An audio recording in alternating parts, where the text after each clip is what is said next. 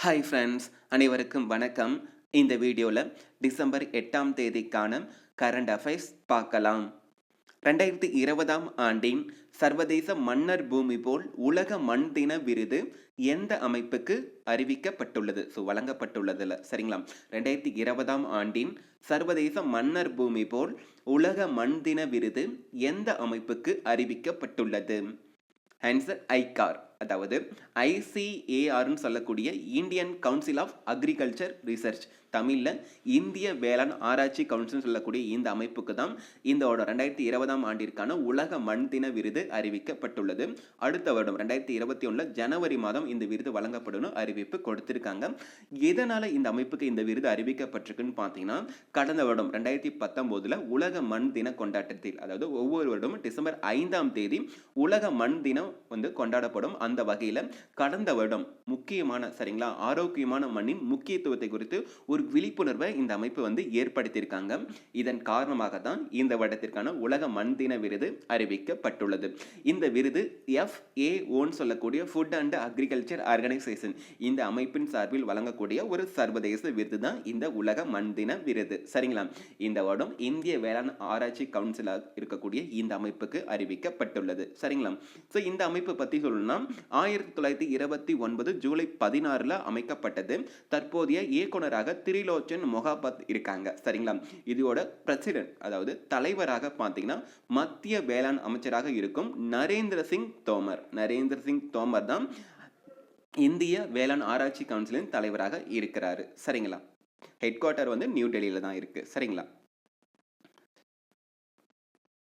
அமெரிக்காவின் புதிய சுகாதாரத்துறை அமைச்சராக நியமிக்கப்பட உள்ளவர் யார்? அமெரிக்காவின் புதிய சுகாதாரத்துறை அமைச்சராக நியமிக்கப்பட உள்ளவர் யார்? Answer Xavier Becerra. சேவியர் பெக்கரான்னு சொல்லக்கூடிய இந்த நபர் தான் அமெரிக்க நாட்டின் புதிய சுகாதார அமைச்சராக நியமிக்கப்பட இருக்காரு சரிங்களா. அமெரிக்காவின் செனட் சபை ஒப்புதல் அளித்த பின்பு இந்த சேவியர் பார்த்தீங்கன்னா அமெரிக்காவின் சுகாதாரத்துறை அமைச்சராக பொறுப்பு வகிக்க இருக்காரு. தற்சமயம் இவர் பார்த்தீங்கன்னா அந்நாட்டின் கலிபோர்னியா மாகாணத்தின் அட்டர்னி ஜெனரலாக பணிபுரிஞ்சிட்டு வராரு. இவரை போலவே அந்நாட்டின் நோய் கட்டுப்பாடு மற்றும் தடுப்பு மைய இயக்குனராக ரோசெல் வெலன்ஸ்கி இவரை நியமிச்சிருக்காங்க. இவருக்கு செனட் சபை ஒப்புதல் அளிக்கணும் அப்படிங்கிற ஒரு காரணம் தேவையில்லை. இவருக்கு செனட் சபை ஒப்புதல் அளித்தே ஆகணும். எதனால இந்த சேவியர் அந்நாட்டின் புதிய சுகாதாரத்துறை அமைச்சராக நியமிக்க இப்ப வழிமுறை செய்துட்டு இருக்காங்கன்னு பாத்தீங்கன்னா, அமெரிக்காவின் பராக் ஒபாமா அதிபராக இருந்த காலகட்டத்தில் பார்த்தீங்கன்னா ஒபாமா கேர் அப்படிங்கிற ஒரு சுகாதார பராமரிப்பு சட்டம் இயற்றப்பட்டது சரிங்களா. சுகாதார பராமரிப்பு சட்டமான ஒபாமா கேர் இயற்றப்பட்டது. அந்த சட்டம் ஏற்றுவதற்கான தீவிரமாக பணியாற்றியவர் யாருன்னா இந்த சேவியர் தான். அந்த தருணத்தில் ஒபாமாவுக்கு கீழே துணை அதிபராக இப்ப தற்சமயம் அமெரிக்காவின் அதிபராக தேர்ந்தெடுக்கப்பட்ட ஜோ பிடன் அவர் தான் இருந்தாரு. அவர் சிறப்பாக பணியாற்றின காரணமாக இந்த ஜோ பிடன் இவர் நியமிக்க ஒரு பரிசீலனை மேற்கொண்டுட்டு இருக்காங்க சரிங்களா. ஆக்ரா மெட்ரோ ரயில் திட்டத்தின் மூலம் கட்டப்பட உள்ள ரயில் பாதையின் அதாவது வழித்தடத்தின் நீளம் என்ன? ஆக்ரா மெட்ரோ ரயில் திட்டத்தின் மூலம் கட்டப்பட உள்ள ரயில் பாதையின் நீளம் என்ன? Answer 29.4 kilometre. அதாவது 2 வழித்தடங்களாக கிட்டத்தட்ட 29.4 கிலோமீட்டர். இந்த தொலைவு பார்த்தீங்கன்னா முக்கிய சுற்றுலா தலங்களாக கருதக்கூடிய தாஜ்மஹால், ஆக்ரா கோட்டை மற்றும் சிக்கந்தரா, இந்த 3 நகரங்களையும் முக்கியமான சுற்றுலா நகரங்களையும் இணைப்பதற்காக கிட்டத்தட்ட 8,380 கோடியில இந்த திட்டம் தொடங்கப்பட்டிருக்கு. இந்த திட்டத்திற்கான கட்டுமான பணிகளை நேற்று, அதாவது டிசம்பர் 7ஆம் தேதி பார்த்தீங்கன்னா பிரதமர் திரு நரேந்திர மோடி அவர்கள் காணொலி காட்சி மூலமா இந்த ஆக்ரா மெட்ரோ ரயில் திட்டத்தின் கட்டுமான பணிகளை தொடங்கி வைத்திருக்காரு சரிங்களா. இதோட தொலைவு பார்த்தீங்கன்னா 29.4 கிலோமீட்டர். ஆண்டுதோறும் கிட்டத்தட்ட 60 லட்சத்துக்கும் மேற்பட்ட சுற்றுலா பயணிகள் இந்த நகரங்களுக்கு வந்த வண்ணம் இருக்காங்க. இதன் காரணமாக இந்த திட்டம் செயல்பட இருக்கு சரிங்களா. அடுத்த 5 ஆண்டுகள்ல இந்த திட்டம் முடிவடையும் அப்படிங்கிற விதமாகவும் அறிவிப்பு கொடுத்திருக்காங்க. முக்கியமான சுற்றுலா தலங்கள் அப்படின்ட்டு சொல்லலாம். இது ஆக்ரா பார்த்தீங்கன்னா உத்தரப்பிரதேச மாநிலத்தில் அமைந்திருக்கக்கூடிய ஒரு நகரம் தான். உத்தரப்பிரதேசோட முதல்வராக இருக்கக்கூடிய யோகி ஆதித்யநாத், ஆளுநர் ஆனந்திபென் படேல் இவங்க எல்லாமே காணொலி காட்சி மூலமா இந்த கட்டுமான பணி தொடக்க விழாவில் பங்கேற்றாங்க. தமிழகத்தில் சாதி வாரியான புள்ளி விவரங்களை சேகரித்து அறிக்கை அளிக்க யாருடைய தலைமையில் ஆணையம் அமைக்கப்பட்டுள்ளது? தமிழகத்தில் சாதி வாரியான புள்ளி விவரங்களை சேகரித்து அறிக்கை அளிக்க யாருடைய தலைமையில் ஆணையம் அமைக்கப்பட்டுள்ளது? Answer A Kulasekaran. அதாவது ஓய்வு பெற்ற நீதிபதியாக இருக்கக்கூடிய ஏ குலசேகரனுடைய தலைமையில தான் நம்மளுடைய தமிழக அரசு பார்த்தீங்கன்னா தமிழகத்தின் சாதி வாரியான புள்ளி விவரங்களை திரட்டி அரசுக்கு அறிக்கை அளிப்பதற்காக இவரோட தலைமையில் ஒரு ஆணையம் வந்து அமைக்கப்பட்டிருக்கு. இதற்கான ஆணையம் அமைக்கப்படும் அப்படின்ட்டு கடந்த டிசம்பர் 1ஆம் தேதியை நம்ம தமிழக அரசு உத்தரவு பிறப்பித்துட்டாங்க. அதற்கான ஜிஓ அதாவது அரசாணை வந்து தற்சமயம் வெளியிட்டிருக்காங்க. ஸோ ஏன்னா பல்வேறு நம்ம தமிழகத்தில் இருக்கக்கூடிய பல்வேறு அரசியல் கட்சிகளாக இருக்கட்டும் மற்றும் சமுதாய அமைப்புகளாக இருக்கட்டும் அவங்க கோரிக்கைகள் விடுத்திருந்தாங்க. ஏன்னா பல்வேறு திட்டங்களாக இருக்கட்டும் பல்வேறு அமைப்புகளை பல்வேறு சாதியினர்கள் பார்த்தீங்கன்னா உள் இடஒதுக்கீடு கேட்டுட்டு இருக்காங்க. அதற்கு பார்த்தீங்கன்னா சரியாக செயல்படுத்துவதற்கு நம்ம தமிழகத்தில் சாதி வாரியான புள்ளி விவரம் ரொம்பவே தேவையாக உள்ளது. இதை பார்த்தீங்கன்னா சேகரிப்பதற்காக ஓய்வு பெற்ற நீதிபதியாக இருக்கும் ஏ குலசேகரன் அவருடைய தலைமையில் ஆணையம் அமைக்கப்பட்டிருக்கு.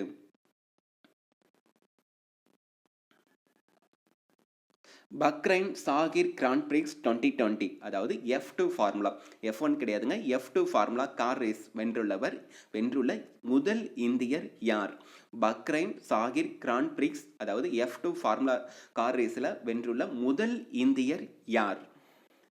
ஆன்சர் ஜெகன் தாருவாலா. அதாவது நம்ம இந்தியாவின் மும்பையை சேர்ந்த கார் ரேசராக இருக்கக்கூடிய ஜெகன் தாருவாலா தான் முதன் முறையாக F2 ரேஸில் வந்து வின் பண்ணியிருக்காரு. சரிங்களா?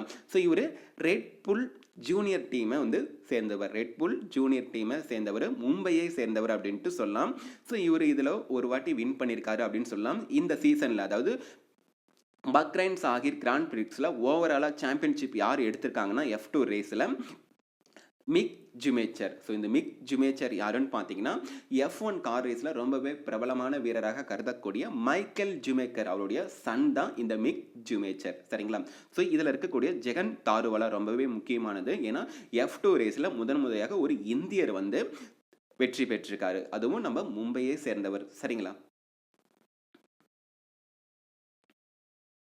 ஸ்மார்ட் போன் கேமரா மூலமாக 30 நிமிடங்களில் கரோனா நோய் தொற்றை கண்டறியும் பரிசோதனை முறையை எந்த நாட்டு விஞ்ஞானிகள் உருவாக்கி உள்ளனர்?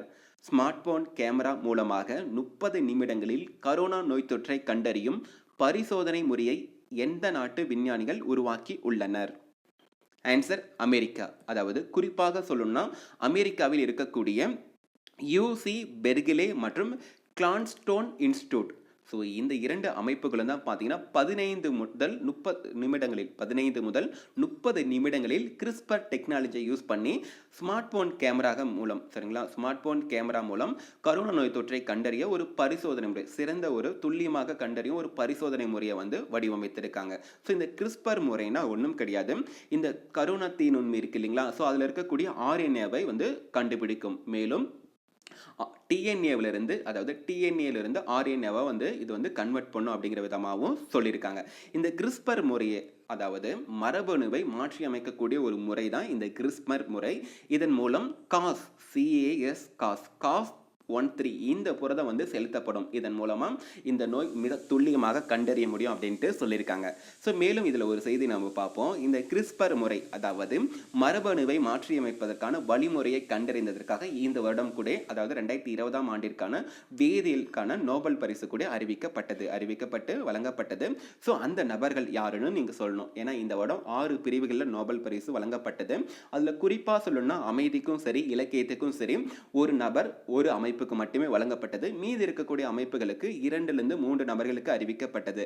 அதுல 2020ஆம் ஆண்டிற்கான வேதியியலுக்கான நோபல் பரிசு வந்து 2 பெண்மணிகளுக்கு அறிவிக்கப்பட்டது. அதுவும் இந்த கிறிஸ்பர் முறையை கண்டறிந்ததற்காக. ஸோ அந்த 2 பெண்மணிகள் யாருன்ட்டு நீங்க தெரிந்ததுன்னா கமெண்ட் பாக்ஸ்ல சொல்லுங்க.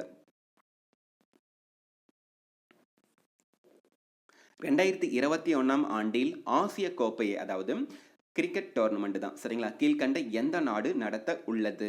2021ஆம் ஆண்டில் ஆசிய கோப்பையை கீழ்கண்ட எந்த நாடு நடத்த உள்ளது? ஆன்சர் இலங்கை.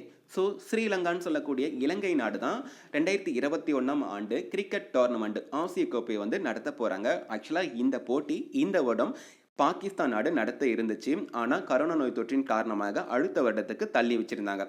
ஆனால் பிசிபின்னு சொல்லக்கூடிய பாகிஸ்தான் கிரிக்கெட் போர்டிடமிருந்து ஸ்ரீலங்கா வந்து இந்த ரைட்ஸ் உரிமையை வந்து பெற்றுட்டாங்க. ஸோ இதன் மூலம் 2022ஆம் ஆண்டு தான் இந்த ஆசிய கோப்பையை வந்து பாகிஸ்தான் நாடு நடத்துவாங்க. ஸோ அடுத்த வருடம் இலங்கை நாடு வந்து நடத்த இருக்காங்க. அதுவும் ஜூன் மாதம் நடக்க போகுது. சரிங்களா? யுனெஸ்கோ அமைப்பின் உலக பாரம்பரிய நகரங்கள் பட்டியலில் சமீபத்தில் சேர்க்கப்பட்ட குவாலியர் மற்றும் ஓர்ச்சா நகரங்கள் எந்த இந்திய மாநிலத்தில் அமைந்துள்ளது? யுனெஸ்கோ அமைப்பின் உலக பாரம்பரிய நகரங்கள் பட்டியலில் சமீபத்தில் சேர்க்கப்பட்ட குவாலியர் மற்றும் ஓர்ச்சா நகரங்கள் எந்த இந்திய மாநிலத்தில் அமைந்துள்ளது? ஆன்சர் மத்திய பிரதேசம். ஸோ மத்திய பிரதேச மாநிலத்தில் அமைந்திருக்கக்கூடிய நகரங்கள் தான் இந்த குவாலியர் மற்றும் ஓர்ச்சா. ஸோ மிகவும் வரலாற்று முக்கியத்துவம் வாய்ந்த நகரங்கள் அப்படின்ட்டு சொல்லலாம். இந்த நகரங்கள் பெருமளவு சுற்றுலா பயணிகளை ஈர்க்கக்கூடிய ஒரு நகரங்கள் அப்படின்னு சொல்லலாம். இந்த நகரங்களை தான் தற்சமயம் யுனெஸ்கோ அமைப்பு, அதாவது ஐக்கிய நாடுகளின் கல்வி அறிவியல் கலாச்சார அமைப்பு தான் இந்த யுனெஸ்கோ. அவங்களுடைய உலக பாரம்பரிய பட்டியலில் இந்த 2 நகரங்களையும் இணைத்திருக்காங்க. சரிங்களா? ஸோ இந்த 2 நகரங்களை பற்றி கொஞ்சம் பார்க்கலாம். குவாலியர், ஸோ இதை எடுத்துக்கிட்டோமா, இங்கே தான் குவாலியர் கோட்டை இருக்கு. சரிங்களா? ஸோ கிட்டத்தட்ட 9ஆம் நூற்றாண்டில் நிறுவப்பட்டது அப்படின்னு சொல்றாங்க. அரண்மனைகள், கோவில்கள், மேலும் கோட்டைகளுக்கு ரொம்பவே பிரபலமான ஒரு நகரம் அப்படின்னு சொல்லியிருக்காங்க. இந்த ஓர்ச்சா நகரமும் மிகவும் அதிகமான அரண்மனைகள், கோவில்கள், கோட்டைகள் இருக்கக்கூடிய ஒரு நகரம். அதற்கு பெயர் பெற்ற நகரங்கள் அப்படின்னு சொல்லலாம். அதனால தான் இந்த 2 வரலாற்று முக்கியத்துவம் வாய்ந்த நகரங்களை யுனெஸ்கோ அமைப்பு உலக பாரம்பரிய நகரங்கள் பட்டியலில் வந்து இணைத்திருக்காங்க. நம்ம இந்திய மாநிலமான மத்திய பிரதேசத்தில் அமைந்திருக்கு. சரிங்களா? ஸோ யுனெஸ்கோ, இதோட விரிவாக்கம் United nation educational scientific and cultural organisation சொல்லக்கூடிய அமைப்பு. கடந்த 1945 நவம்பர் 16ஆம் நாள் வந்து நிறுவப்பட்ட ஒரு அமைப்பு. சரிங்களா? இதோடைய டைரக்டர் ஜெனரலாக ஆல்ட்ரி அசௌலே இருக்காங்க. ஹெட் குவார்ட்டர் பார்த்தீங்கன்னா பாரிஸில் இருக்கு. தி சிட்டி அண்ட் சி என்ற நாவலுக்காக ரவீந்திரநாத் தாகூர் இலக்கிய பரிசு வென்றுள்ளவர் யார்? தி சிட்டி அண்ட் தி சி என்ற நாவலுக்காக ரவீந்திரநாத் தாகூர் இலக்கிய பரிசை வென்றுள்ளவர் யார்?